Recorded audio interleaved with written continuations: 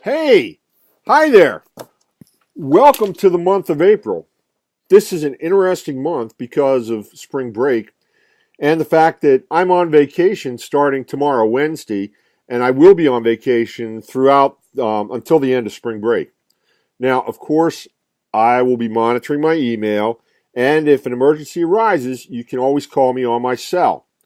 My cell number is 407 267 8600. By the way, I'm your course director, John Reneski.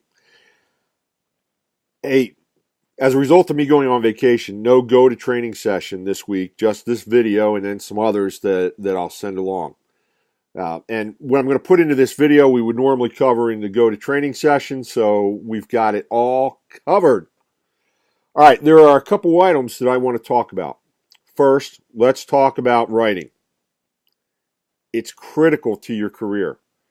It's what determines good leaders from bad leaders. Well, one of the things. But believe me, it's critical. Writing is important because it forces you to logically think through problems and situations, and it forces you to logically think through how you will communicate about those problems and situations. Sometimes it makes your brain hurt, but that's good. The writing standard that we use at Full Sail is APA. APA is a style of writing that's much more than formatting, much more than 1-inch margins all the way around, much more than ensuring that everything has a cover page, much more than the references or the citations. It's an approach to how you organize your thoughts and then present your thoughts in your writing. APA stands for, are you ready for this? The American Psychological Association. You're saying, whoa, wait a minute. This is not a psychology course. This is not a psychology degree. Well, the fact of the matter is that management, business, marketing are disciplines that all deal with people, and as a result, it's an offshoot of psychology. So, when you write formal reports or papers in the business world, you should apply the tools and the techniques that you have learned through APA writing in those writing efforts. When you do that, you will find that you're a much more effective communicator and a standout as far as a leader goes. Because what's the number one job of a leader? To communicate, both orally and in writing.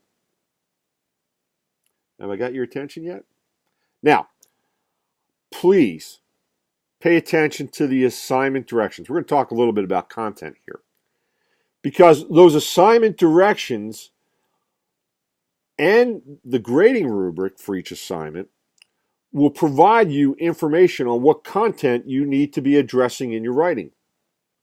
These tools will help to guide you in the appropriate content. Pay attention. It's all there for you. Now, let's move beyond content a little bit and talk about some style items. Every paper that you do requires an introduction and a conclusion, even if the assignment directions do not explicitly call for it. Okay, let me say that again. An introduction and a conclusion, even if the assignment directions do not call for it. Now, let's talk about what an introduction is. An introduction is an attention grabber. It's an explanation. It's an attention grabber, and that can be a quote, it can be an explanation or a fact or a figure, but it's something that says, hey, you want to read this. Then you want to tell your audience why you're writing the paper. Now, this does not mean that you're writing the paper because assignment 1 says I need to do X, Y, and Z. No.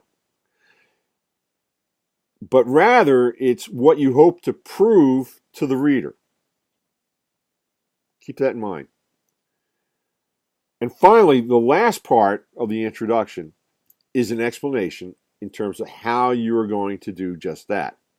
Now, a hint here is to use the different parts of the assignment or go into the grading rubric where the different parts are outlined as well. And those different parts are how you're going to prove the purpose behind the paper. Then, these same parts that you've identified as to how you're going to write the paper become the different headings within your paper or the different sections within your paper. Again, APA is how you organize your thoughts as well as the formatting. So conveying to your reader, here's what I hope to prove, here's how I'm going to do it, and then each section aligns back to that introductory paragraph. Now, the conclusion is much like the introduction. In fact, it's the mirror.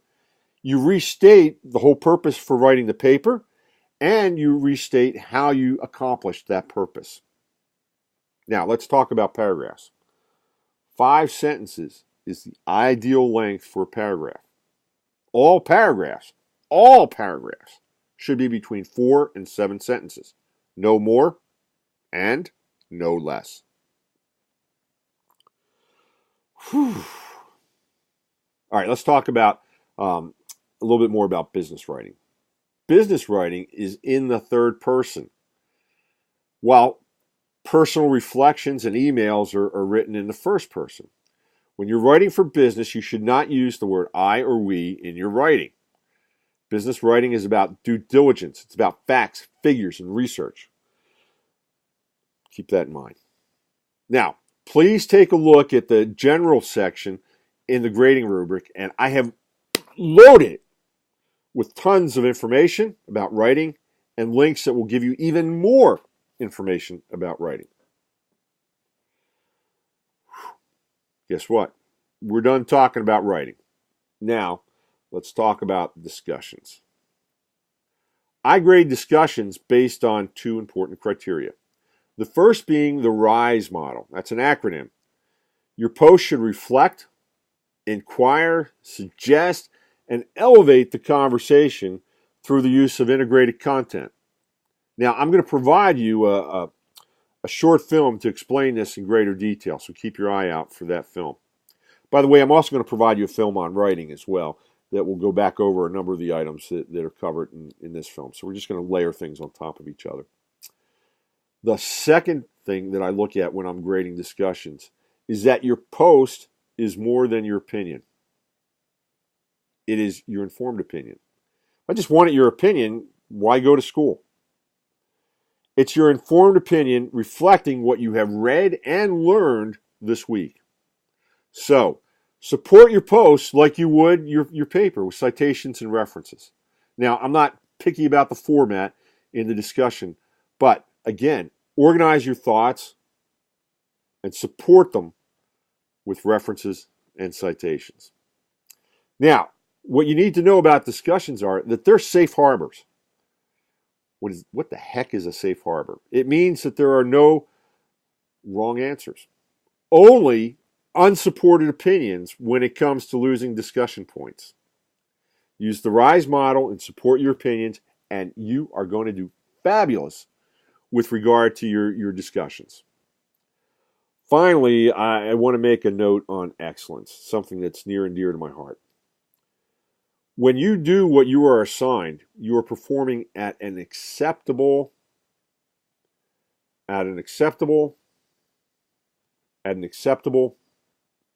level. Notice the clever use of sign language. Excellence requires integration and synthesis of content beyond what is assigned. Don't strive to be acceptable. I guess I'm not too subliminal with my messages. Don't strive to be acceptable. Strive for excellence. I want you to be excellent in both your academic career and in your professional career when you get out of here. Strive for excellence. Now, I've opened up the entire month, so if you want to work ahead, you can. But stay focused on the current week's deliverables.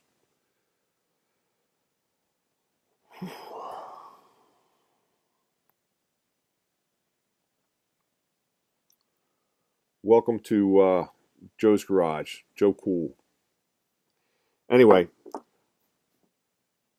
that's all I have for you. Have a great week and a wonderful spring break. And remember, write well and discuss with an informed opinion. This is John Reneski. Take care.